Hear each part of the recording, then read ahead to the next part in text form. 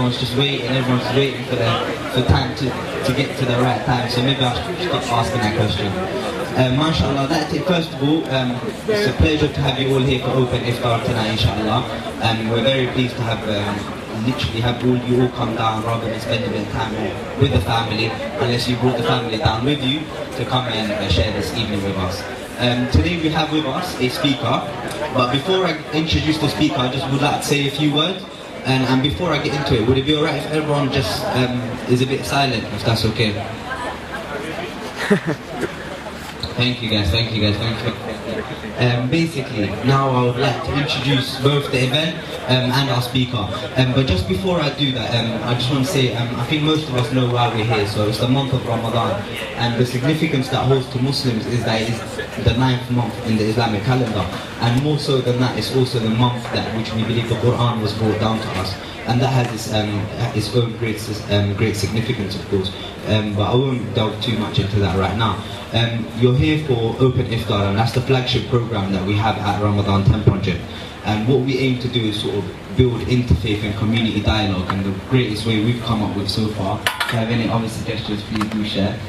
But the fact that you're sitting here sharing a meal with, although most people come with people they know, the fact that you may even interact with somebody you don't know whilst sharing a meal, and even more special if you've been fasting the day. That's a bit about the project and a bit of background there. And before I get into the boring stuff, water bottles, etc., I'm going to introduce our speaker, and mashallah is a very renowned speaker. Today we have with us for 10 talks, Dr. Hany El Banna. So I'll just say a few words about him for those who may not have come across him before. He's the founder of Islamic Relief. So it's probably a good week ago now, over a week ago, we had Jahangir Malik, who's the chief executive of Islamic Relief. Today we have with us the founder. So mashallah, it's a great organization, very well known all over the world, and raised literally millions only during the month of Ramadan for relief and humanitarian disasters. Not only is he the founder of Islamic Relief, but he's also the chair and president of the Muslim Charities Forum. So they're an umbrella organization for the majority of Muslim charities. I would like to go into each. He's been awarded many awards, but I won't get too into that. I don't want him to, think, I'm just literally listing out his CV, and no, don't want that, but mashallah, he's won so many awards, it'd be too long to get into it anyways. But mashallah, I'm going to introduce him now, and we're going to have Dr. Hany speak for us. If you can give him a warm round of applause, and let's make him feel welcome. Alhamdulillah, wa sallallahu. I'm honored to be with you today for the first time, and in the month of mercy, forgiveness, and heaven. Being shielded from hellfire, that means that you go to heaven. Inshallah, I pray for all of you. I'm very happy today to see the future, the next future. Muslims and non-Muslims are sitting together to enjoy the spirit and the bond of brotherhood in the month of Ramadan. And this is how I would love to see each and every one of us. Ramadan is not only the month of fasting, when people feel the agony and the suffering of the poor, who fast but do not wait for the breakfast, breaking the fast, who are thirsty but they don't have a drink of water, who could be naked, don't have clothes, and homeless, don't have even shelter like this. This is a month of feeling. Also, Ramadan is a month of responsibility. To feel that you are responsible for someone else, apart from being responsible for yourself.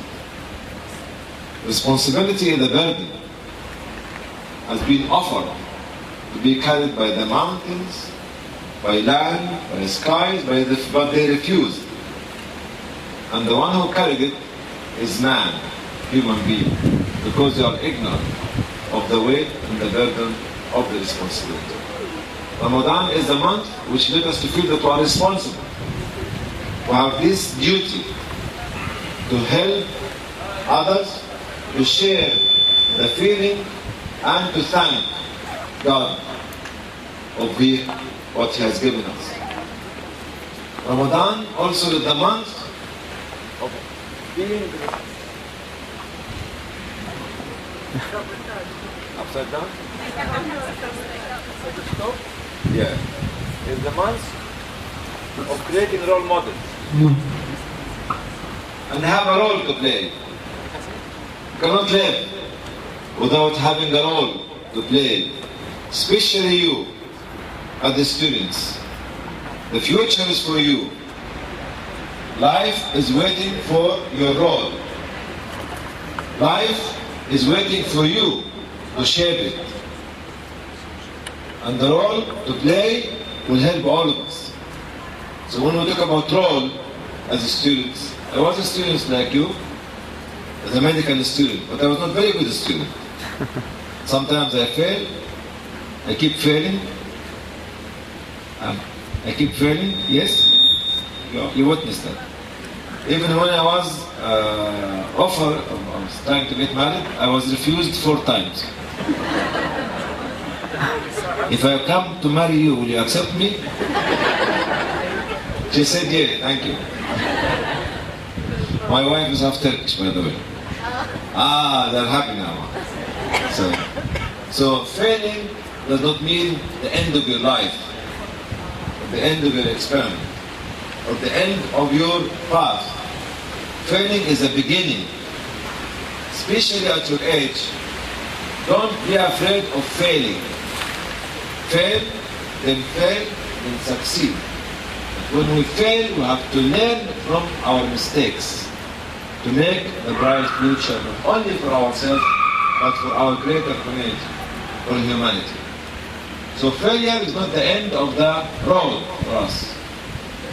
I failed even in my lab as a doctor, any doctor here or medical student here. As foreigners who come to have this exam for the license, I failed 4 times. Alhamdulillah. See? I failed my driving test 5 times. See, I never got it from the first time. Always fail. When we started the Islamic Leaf, nobody had a dream of it. No vision. Just for young students. 31 years ago. Yes, we focused on an aim to help the people in Africa. We did not look at anybody else. Young students in Birmingham University Islamic Society went from door to door, from street to street, from shop to shop, from mosque to mosque, from community center to community center, to collect a pound, a penny, to help the African at the time of the famine in 1983-84. We started with 20 pence, a donation from a young boy at the age of 9. Now, it's went beyond $300 million. 44 countries, they have the offices. I don't worship Islamic belief. I worship Allah. As all of you should be worshiping God.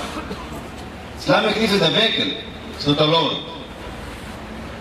Islamic belief, or your company, inshallah, when you make a company, is a vehicle, is a mean to please the Creator through serving the needy, serving the community, for being a human. Just being a human, is that what we want to be? To care for your neighborhood, to care for your family, to care for life, to care for climate, for trees, for everything. Because you are responsible. You asked to be responsible. And God has given us this role to become responsible. إنا عرضنا الأمانة على السماوات والأرض والجبال فأبين أن يحملناها فأشفقنا منها فحملها الإنسان إنه كان ظلوما جهولا. As I said earlier on, mountains, earth, skies refuse responsibility, but we got it because we are ignorant. But I have to become responsible not only for my family but for the whole of humanity. As a human being, is a custodian of humanity. Don't ever underestimate your power if you link it to the power of God, the eternity of God. Your vision, you can see through His vision. This one actually we need to feel the feeling of the people of Ramadan. That's why we fast In certain countries, 20 hours, 21 hours, 22 hours.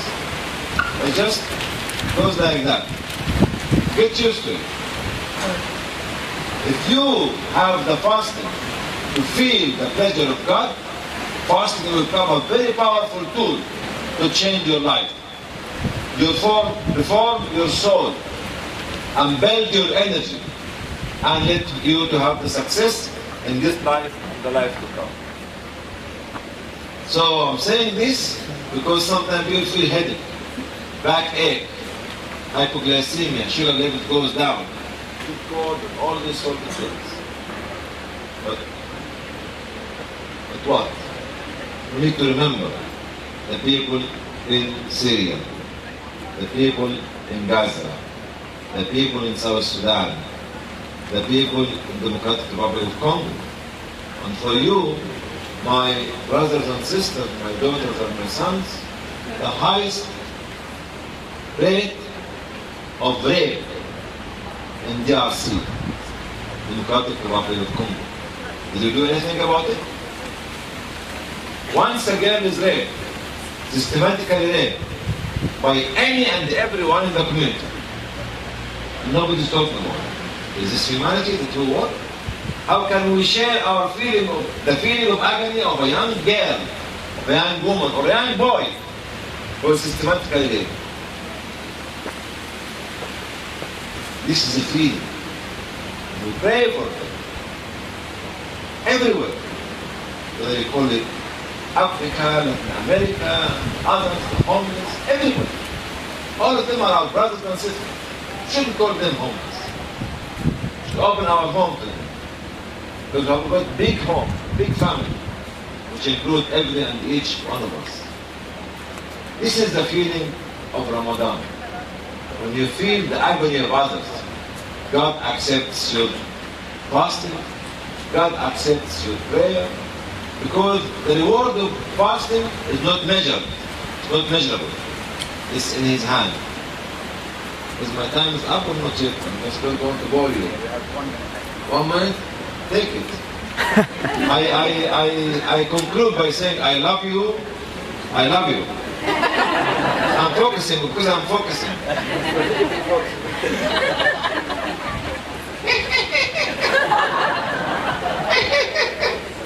Another one.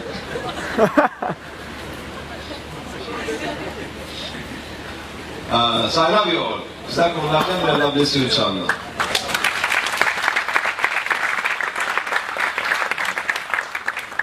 Not much I can say after that. We're going to be hearing the adhan in literally about 30 seconds or so, up to a minute, at which point those of us who would like to pray can come to the other side and pray, inshallah. And if not, you can just come and observe and see what's up. That's the other option, I guess. Or you can just stay here. So yeah, we're going to be here waiting for the adhan. That's the call to prayer, by the way. Assalamu alaikum. I'll see you after we eat, inshallah.